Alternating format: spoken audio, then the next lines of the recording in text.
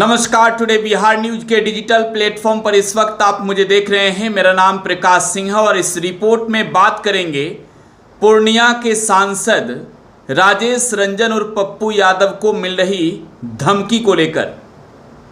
इस रिपोर्ट में ये भी बात करेंगे कि पप्पू यादव के सुरक्षा के साथ क्या केंद्र की सरकार खिलवाड़ कर रही है, क्या पप्पू यादव का जान आसान हो गया है। आज इस रिपोर्ट में इन तमाम बिंदुओं पर चर्चा करेंगे। आपको पहले बताएं कि पूर्णिया से निर्दलीय चुनाव जीते पप्पू यादव को फोन पर लॉरेंस बिश्नोई गैंग के ओर से धमकी दी गई है।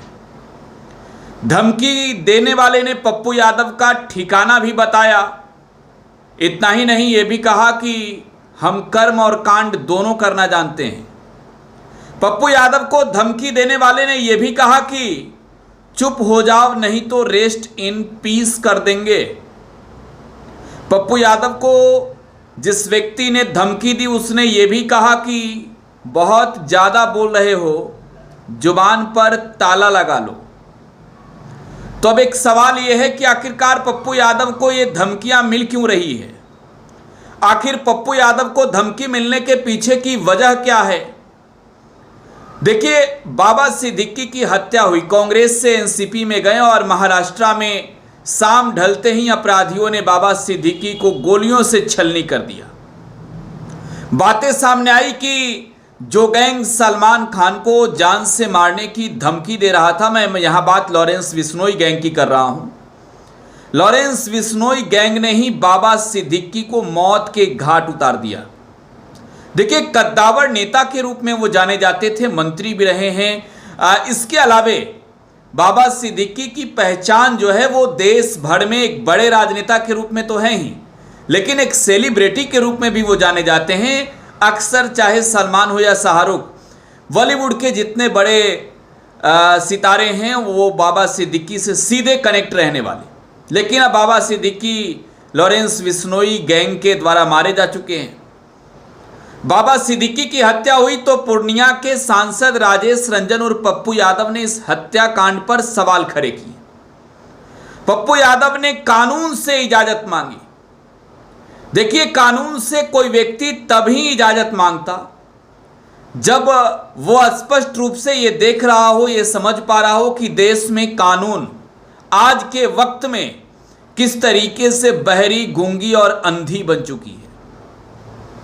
ऐसे में पप्पू यादव ने कहा कि आप मुझे इजाजत तो दीजिए, आप मुझे इजाजत दीजिए, मैं 2 टके के इस लॉरेंस गैंग को खत्म कर दूंगा 24 घंटे के अंदर।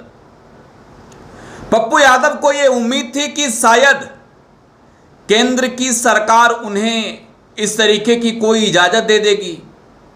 पप्पू यादव को यह लगता था कि जिस तरीके से लॉरेंस बिश्नोई का गैंग इन दिनों सक्रिय है देश भर में, हो सकता है कि केंद्र सरकार उन्हें अनुमति दे कि भाई लॉरेंस बिश्नोई गैंग को खत्म करो। एक बड़ा जो है वो सिरदर्द बना हुआ है देश के तमाम राज्यों के पुलिस के लिए। लेकिन लॉरेंस बिश्नोई गैंग को खत्म करने की चुनौती देने वाले पप्पू यादव ही मुसीबत में पड़ गए। पप्पू यादव को धमकी मिली लॉरेंस बिश्नोई गैंग के ओर से। मलेशिया तो कनाडा के अलावे भारत से भी कई अलग अलग नंबरों से पप्पू यादव को लगातार धमकी मिल रही है। पप्पू यादव को यह कहा जा रहा है कि तुम्हें जान से मार देंगे। पप्पू यादव के जितने ठिकाने हैं जहां पप्पू यादव रहते हैं, उन तमाम घरों के बारे में भी जानकारियां दी जा रही है। हैरान करने वाली बात यह है कि पप्पू यादव ने इस बारे में बिहार सरकार के अधिकारियों को, बिहार पुलिस के सीनियर अधिकारियों को पहले शिकायत भी किया, लेकिन किसी भी तरीके की कोई संज्ञान नहीं ली गई। अंततः पप्पू यादव की जान जब खतरे में पड़ी तो पप्पू यादव ने वो ऑडियो भी जारी किए जिस ऑडियो में पप्पू यादव को धमकियां मिल रही है। तो अब एक सवाल यह है कि आखिरकार ये धमकी जो मिल रही है, ये लॉरेंस बिश्नोई का गैंग कितना खतरनाक है, इस बात से अंदाजा तो लगाया जा सकता है कि संसद के एक सदस्य को, देश के एक सांसद को सरेआम धमकी मिल रही है। जो जनता के द्वारा चुना गया सांसद है, उसे सरेआम धमकी मिल रही है कि तुम्हें मार देंगे, तुम्हें मौत के घाट उतार देंगे, कच्चा चिबा जाएंगे, रेस्ट इन पीस कर देंगे, तुम्हारा सब ठिकाना जानते हैं। तो देखिए, लॉरेंस बिश्नोई गैंग देश में सक्रिय है। बिश्नोई गैंग के पास आज के वक्त में हजारों में शूटर है।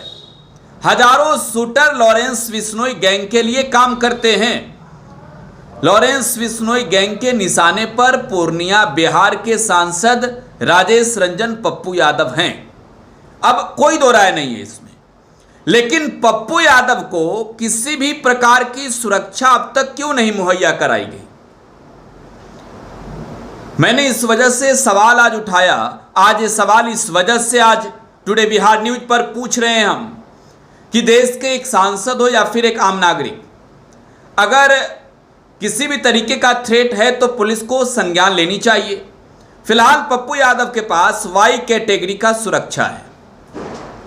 वाई कैटेगरी का सुरक्षा पप्पू यादव के पास है और पप्पू यादव चाहते हैं कि उन्हें जेड कैटेगरी की सुरक्षा दी जाए। पहले 2015 में पप्पू यादव को वाई प्लस कैटेगरी की सुरक्षा नरेंद्र मोदी की सरकार ने ही दी थी। जी हां, नरेंद्र मोदी की सरकार ने ही पप्पू यादव को वाई प्लस कैटेगरी की सुरक्षा दी थी। पप्पू यादव सीआरपीएफ कमांडोज के घेरे में रहते थे, लेकिन आज पप्पू यादव का सुरक्षा आम लोगों के हाथों में है। जिन लोगों ने पप्पू यादव को जिताकर संसद में फिर से भेजा है, उन्हीं लोगों के कंधे पर पप्पू यादव के सुरक्षा की जिम्मेवारी है। ऐसे में एक सवाल ये है, बातें तो सामने आ गई है, ऑडियो सामने है, तो आखिरकार जो घटना घट रही है, जिस तरीके के धमकियां मिल रही है, बावजूद इसके सुरक्षा में आखिरकार कोताही क्यों की जा रही है? क्यों नहीं पप्पू यादव को जेड कैटेगरी की सुरक्षा मुहैया करा रही है केंद्र की सरकार? देखिए, कई तरह की बातें आती है। यह भी कहा जाता है कि भाजपा शासित प्रदेश गुजरात के जेल में बैठकर लॉरेंस बिश्नोई आसानी से देश के किसी भी राज्य में किसी भी नेता को सीधे धमकी देने का, मार देने का फरमान सुना रहा है। लॉरेंस बिश्नोई आज के वक्त में खौफ और आतंक का पर्याय बन चुका है। पप्पू यादव को व्यक्ति धमकी देता है, दिलवाता है। पप्पू यादव को उस व्यक्ति के गैंग से धमकी मिल रही है। अगर लॉरेंस बिश्नोई के गैंग से, तो आखिरकार सलमान खान को धमकी मिले तो उनकी सुरक्षा बढ़ा दी जाती है।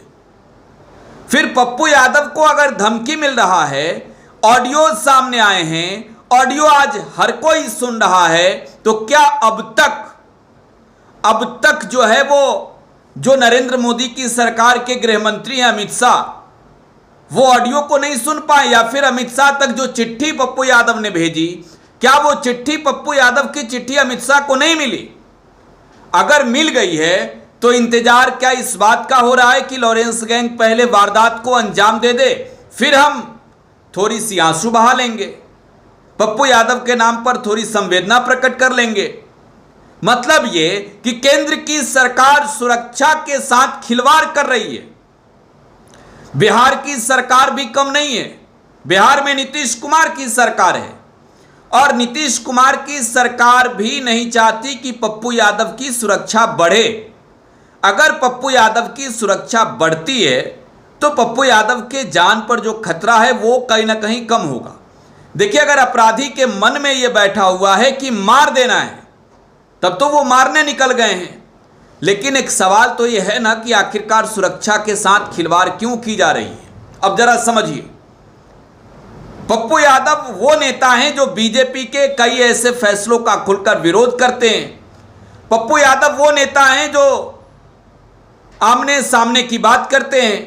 पप्पू यादव को एक तो इजाजत नहीं मिली, दूसरे में पप्पू यादव के जान पर आज बनाई है। देखिए, अगर पप्पू यादव सवाल खड़ा करते हैं कि देश में अपराध बढ़ रहा है, जेल में बैठा अपराधी धमका रहा है, तो इसमें गलत क्या है?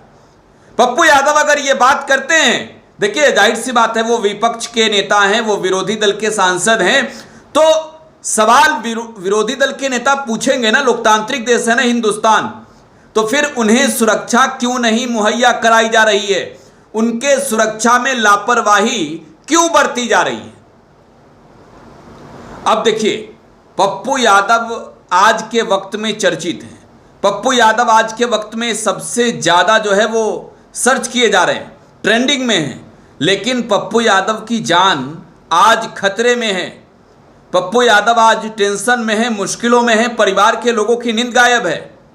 बहरहाल सवाल अब ये कि पप्पू यादव के सुरक्षा के साथ खिलवाड़ क्यों नहीं? क्यों पप्पू यादव जब ये कह रहे हैं कि हमें आपने Y+ सुरक्षा दी थी पहले, फिर हटाकर Y दिया, आप Z क्यों नहीं दे रहे हैं? Z कैटेगरी की सुरक्षा क्यों नहीं दे रहे हैं? पप्पू यादव तो जनता की सेवा में लगे रहते हैं। उन्हें अगर Z सुरक्षा नहीं मिलती है तो कहीं ना कहीं मतलब स्पष्ट है कि सरकार चाहती है कि पप्पू यादव को अपराधी मार दे। देखना होगा ये सुरक्षा कब तक मिलता है। फिलहाल आप टुडे बिहार न्यूज के साथ बने रहें, अपनी प्रतिक्रिया कमेंट बॉक्स में छोड़ जाइएगा। धन्यवाद।